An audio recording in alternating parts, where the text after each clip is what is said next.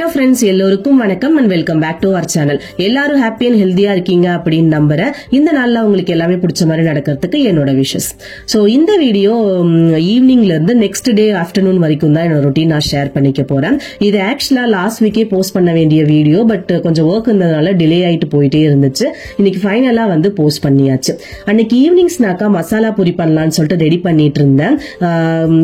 உருளைக்கிழங்கு வேக வச்சுட்டு அதுக்கப்புறமா கடைக்கு போலாம் அப்படின்னு சொல்லிட்டு நினைச்சிட்டு இருந்தேன். பட் செக் பண்ணும்போது உருளைக்கிழங்கே வந்து கடையில தான் வாங்குற மாதிரி இருந்தது. அதனால ஃபர்ஸ்ட் கடைக்கு போயிட்டு வந்துட்டு உருளைக்கிழங்கு வந்து வேக வச்சுட்டேன். அன்னைக்கு மார்னிங் வந்து நான் பட்டாணி பருப்பு குழம்பு தான் வச்சிருந்தேன் அப்படின்றதுனால பட்டாணி பருப்பு வந்து கொஞ்சம் எக்ஸ்ட்ராவே வேக வச்சு எடுத்து வச்சிருந்தேன். ஃப்ரிட்ஜில் வந்து ஸ்டோர் பண்ணி வச்சிருந்தேன். நீங்க அந்த மாதிரி இல்லை அப்படின்னா உருளைக்கிழங்கு கூடயே வந்து பட்டாணியையும் சேர்த்துட்டு அதுக்கப்புறமா வந்து வேக வச்சு எடுத்துக்கோங்க. ஸோ ஒரு சைடு வந்து உருளைக்கிழங்கு வந்து ரெடி ஆகிட்டு இருந்துச்சு. அதுக்குள்ள நான் ஒரு மசாலா வந்து ரெடி பண்ணணும் இந்த மசாலா பூரிக்கு. ஸோ அதனால வந்து அதுக்கு தேவையான திங்ஸ் எல்லாமே எடுத்து வச்சு கட் பண்ணிட்டு இருந்தேன். அன்னைக்கு வந்து பாப்பா ஈவினிங் டைம்ல தூங்கிட்டாங்க. நான் ஆல்ரெடி வந்து ஷார்ட்ஸ்ல ஷேர் பண்ணியிருப்பேன். அதை நான் நினைச்சிட்டு ரெண்டு ஐட்டம் வந்து ஒட்டுக்கா ஸ்டார்ட் பண்ணிட்டேன். ஸோ கொஞ்சம் வந்து சொதப்பிடுச்சு, டைமும் கொஞ்சம் ஆயிடுச்சு. பட் டிஷ் நம்ம நல்லா தான் வந்து இருந்தது. இன்னும் டைமிங் தான் என்னால் மேனேஜ் பண்ண முடியல. ஸோ மசாலாக்கு எல்லாத்தையுமே கட் பண்ணி வச்சுட்டு வீட்டில் வந்து சுத்தமாக கருவேப்பிலை கொத்தமல்லி வந்து வாங்கவே இல்லை. மார்க்கெட் போனேன் அப்படின்னா கொஞ்சம் வந்து வாங்கிட்டு வருவேன். இன்னைக்கு மார்க்கெட்டும் போல அப்படின்றதுனால கருவேப்பிலை வந்து சுத்தமாக காலி ஆயிடுச்சு. அப்புறம் 5 rupeesக்கு மட்டும் வாங்கிட்டு வந்திருந்தேன். அது எல்லாத்தையுமே வந்து எடுத்து வச்சுட்டேன். எப்பவுமே கருவேப்பிலை கொத்தமல்லி இதெல்லாம் ஸ்டோர் பண்ணும்போது வாஷ் பண்ணிட்டு ஸ்டோர் பண்ணி வைக்க கூடாது. ஏன்னா வந்து சீக்கிரமாவே வந்து அழுகி போயிடும். அதனால அப்படியே வந்து ஃப்ரெஷ்ஷாவே ஸ்டோர் பண்ணி வைங்க. நீங்க யூஸ் பண்ணும்போது ஃபர்ஸ்ட் யூஸ் பண்றதுக்கு முன்னாடி லைட்டா வந்து வாஷ் பண்ணிட்டு அதுக்கப்புறமா யூஸ் பண்ணிக்கோங்க.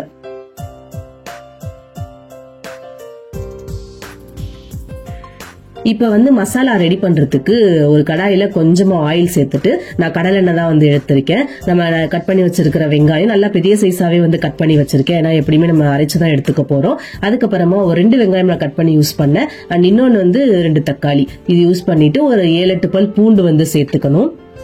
நம்ம நார்மலா தக்காளி சட்னிக்கு என்ன பண்ணுவோமோ அதே மாதிரி ப்ரொசீஜர் தான். இதுல ஒண்ணு என்ன அப்படின்னா நமக்கு வந்து தேங்காய் வைக்கிறதுக்கு தேவையில்லை. ஒரு 7 பல் பூண்டு, அதுக்கப்புறம் இஞ்சி வந்து ஒரு சின்ன துண்டு இஞ்சி, ஒரு அரை கையளவுக்கு புதினா, அரை கையளவுக்கு கொத்தமல்லி, இது எல்லாத்தையும் சேர்த்து நல்லா வந்து வதக்கி விட்டுருங்க. நம்ம தக்காளி சட்னி பண்ற மாதிரியே தான் இதுல வந்து அது நம்ம வந்து தேங்காய் மட்டும் சேர்த்துக்க கூடாது. மற்றபடி எல்லா ப்ரொசீஜருமே வந்து சேம் தான். இப்ப நல்லா வந்து வதக்கி விட்டுருங்க. நல்லா தக்காளி அந்த புதினாவோட கலர் எல்லாமே மாறி நல்லா மேஷ் ஆகி நமக்கு கிடைக்கணும்.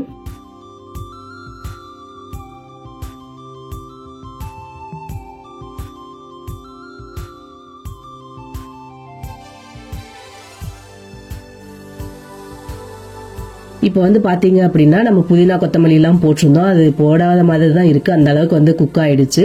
இப்போ இது நல்லா ஆற வச்சுட்டு கொஞ்சம் கொஞ்சமா தண்ணி சேர்த்து ஒரு ஃபைன் பேஸ்டா அரைச்சு எடுத்துட்டு வந்துடலாம். எனக்கு அப்படியே வந்து உருளைக்கிழங்குமே ரெடி ஆயிடுச்சு. இந்த மாதிரி ஒரு மத்து வச்சு, அப்படி இல்ல உங்ககிட்ட மத்து இல்ல மேஷர் இருக்கு அப்படின்னாலும் நீங்க அதையும் கூட வச்சுட்டு நல்லா வந்து மேஷ் பண்ணி விடுங்க. ஸோ இந்த மாதிரி குட்டி கிண்ணத்துல பண்ணாதீங்க, ரொம்பவே வந்து கொட்ட ஆரம்பிச்சிச்சு. நானே நெக்ஸ்ட் வந்து பாத்திரத்தை சேஞ்ச் தான் பண்ண போறேன். சரி, இன்னொரு பாத்திரத்தை வளர்ப்புனா நம்ம வந்து திரும்ப வாஷ் பண்ணணுமே அப்படின்னு சொல்லிட்டு மலைச்சிட்டே இருந்தேன். பட் வந்து சுத்தமா பண்ண முடியல. அதனால ஒரு பாத்திரத்துல சேஞ்ச் பண்ணிட்டு நல்லா வந்து மேஷ் பண்ணி எடுத்துக்கோங்க. ஸோ அந்த உருளைக்கிழங்கு வந்து கெட்டி தெரியவே கூடாது. அந்த அளவுக்கு வந்து நல்லா மேஷ் பண்ணி எடுத்துக்கணும்.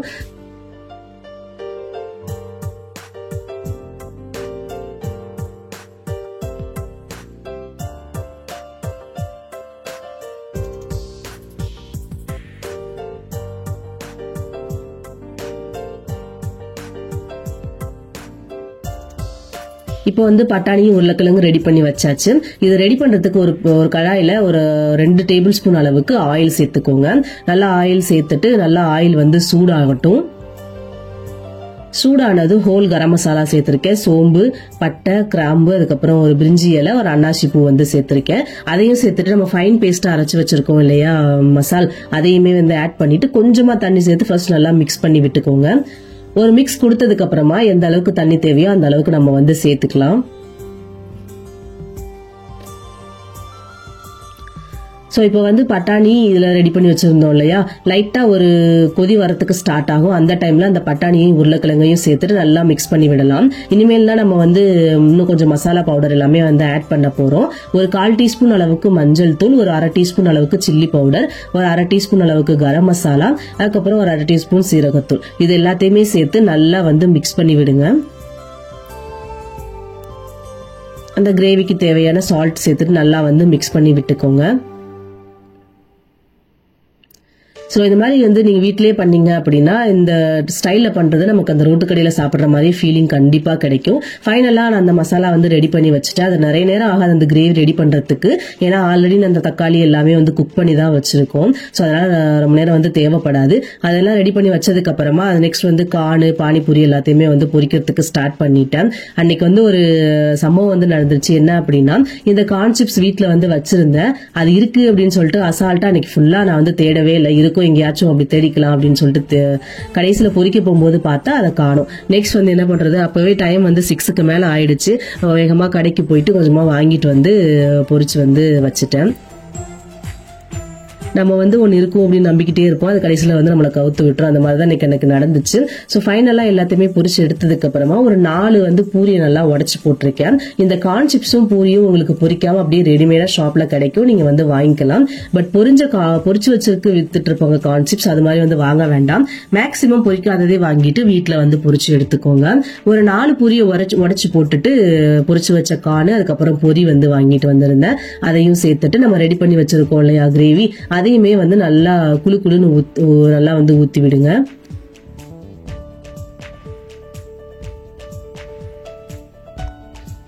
ஃபைனலா கார்னிஷிங்காக நான் கொஞ்சம் ஆனியன் யூஸ் பண்ணியிருக்கேன். ஸோ நீங்க ஆனியன் அப்படி இல்லைன்னா மிக்சர் இல்லை ஓமப்பொடின்னு சொல்லுவாங்களே அது, அதுக்கப்புறம் வந்து கொத்தமல்லி இலை, இந்த மாதிரி நிறைய வந்து நீங்க மேலே போட்டு தூவி விடலாம்.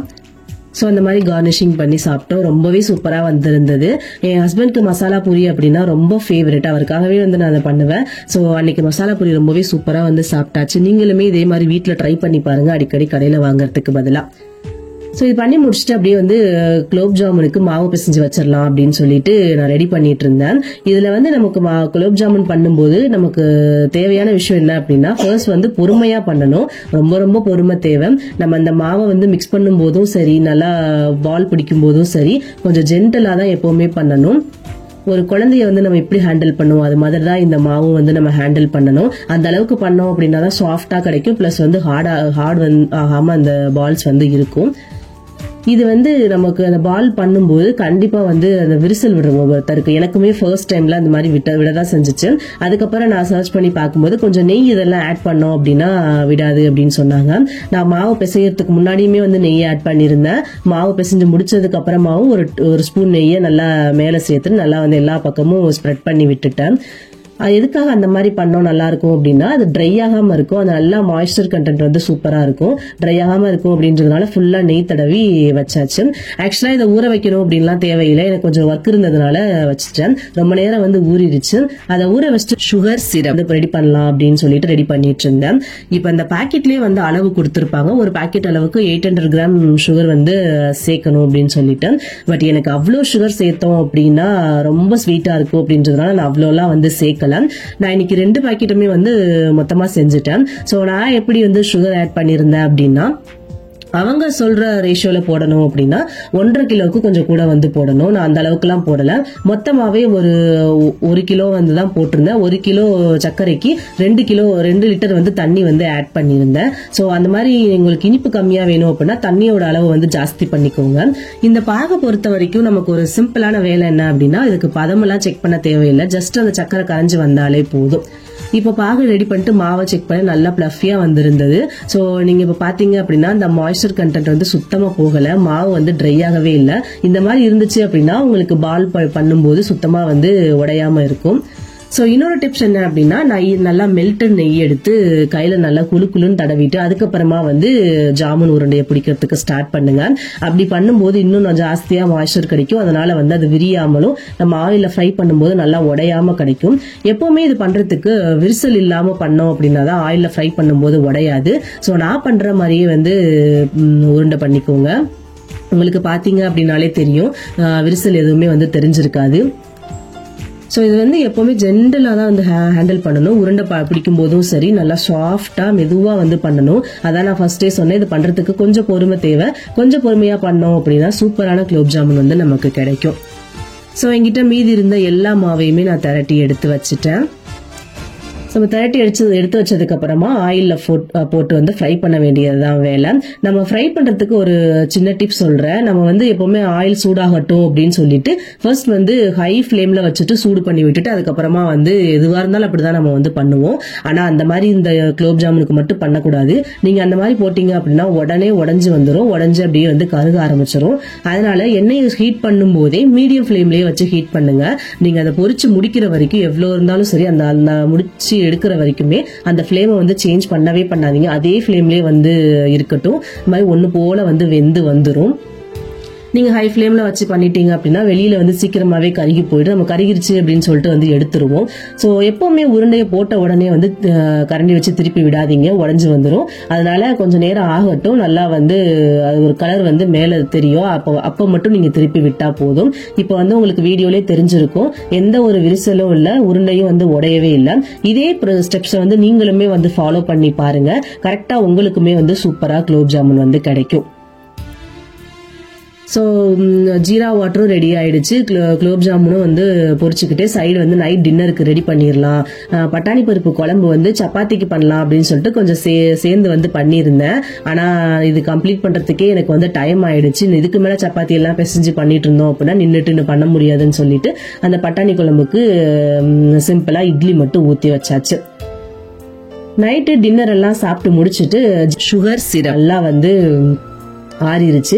ரெடி பண்ணி பொரிச்சு வச்சிருக்கிற உருண்டையுமே வந்து நல்லா ஆறிடுச்சு. அதுக்கப்புறம் பாகுல போட்டு வச்சா நல்லா ஊறும் அப்படின்றதுனால ஒவ்வொன்னா வந்து பாகுல போட்டுட்டு இருந்தோம். என் பாப்பாவுமே எனக்கு வந்து கூட ஹெல்ப் பண்ணாங்க.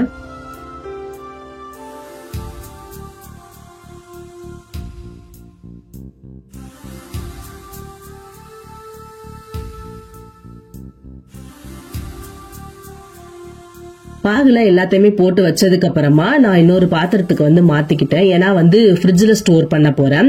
இது வந்து ஃப்ரிட்ஜ்ல வைக்கணுமா அவசியமா அப்படின்னு கேட்டீங்கன்னா அப்படி இல்ல. நான் ஒரு பயத்துல வந்து வச்சிருந்தேன். ஏன்னா லாஸ்ட் டைம் வந்து பண்ணும்போது இந்த மாதிரி பண்ணி வெளியிலவே வச்சுட்டேன். அப்ப என்ன மிஸ்டேக் பண்ணேன் அப்படின்னு எனக்கு தெரியல. சோ அது அப்படியே வந்து கெட்டு போச்சு. ஒரு நாள் தான் வந்து சாப்பிட்டேன், அதுக்கப்புறம் சாப்பிடவே இல்லை. சோ இந்த டைம் இந்த மாதிரி ஆகக்கூடாது அப்படின்னு சொல்லிட்டு ஃப்ரிட்ஜ்ல பேசாம ஸ்டோர் பண்ணி வச்சுக்கலாம்னு சொல்லிட்டு ஸ்டோர் பண்ணி வச்சுட்டேன்.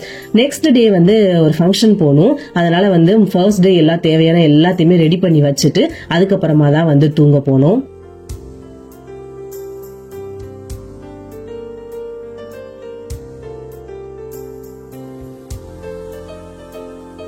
இது next day morning hair wash எல்லாம் பண்ணிட்டு ஃபங்க்ஷனுக்கு வந்து கிளம்பிட்டு இருந்தேன். என்ன ஃபங்க்ஷன் அப்படின்னா என் அண்ணன் பொண்ணுக்கு வந்து தாவணி போடுறாங்க. ஸோ அந்த ஃபங்க்ஷனுக்கு வந்து இன்வைட் பண்ணியிருந்தாங்க. அந்த ஃபங்க்ஷனுக்கு தான் வந்து கிளம்பிட்டு இருந்தேன். இந்த ட்ரையர் வந்து நான் பிலிப்ஸ்ல இருந்து வாங்கினேன். பட் வந்து ரேரா தான் யூஸ் பண்ணுவேன். இந்த மாதிரி எமர்ஜென்சி அப்படின்னா மட்டும்தான் யூஸ் பண்ணுவேன். அப்படி இல்லைன்னா நார்மலா டேபிள் ஃபேன் போட்டே வந்து யூஸ் பண்ணிப்பேன். பட் இந்த ட்ரையர் யூஸ் பண்ணும்போது எனக்கு வந்து ஃபேஸ் எல்லாமே ரொம்ப ஹீட்டா இருக்கும். அதனாலே பயந்துட்டே வந்து யூஸ் பண்ண மாட்டேன். மேக்ஸிமம் நீங்க வந்து ஹேர் ட்ரையர் யூஸ் பண்றதை வந்து அவாய்ட் பண்றது தான் பெட்டர். ஏன்னா வந்து ஹீட் அதிகமா கொடுக்கும்போது நம்ம முடி வந்து உடஞ்சு போகும். ஏதாவது எமர்ஜென்சி சுச்சுவேஷன் அப்படின்னா மட்டும் நீங்க அதை யூஸ் பண்ணிக்கோங்க. ஸோ அன்னைக்கு வந்து அம்மாவுமே அந்த ஃபங்க்ஷனுக்கு இன்வைட் பண்ணியிருந்தாங்க. அம்மாவுமே எங்க கூட தான் வந்து வந்திருந்தாங்க. மார்னிங் பிரேக்ஃபாஸ்ட் அங்கே போய் வந்து கம்ப்ளீட் பண்ணியாச்சு.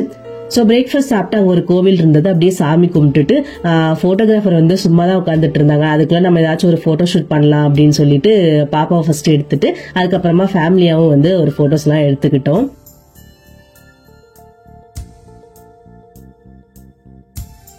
ஃபங்க்ஷனுக்கு வந்த ஊர் பேர் வந்து அழகாபுரம். இது வந்து எவ்வளவு பேருக்கு தெரிஞ்சிருக்கும் அப்படின்னு தெரியல. பட் வந்து ரொம்ப அழகான ஊரு. எங்க சின்ன பாட்டி வந்து இங்கதான் இருக்காங்க.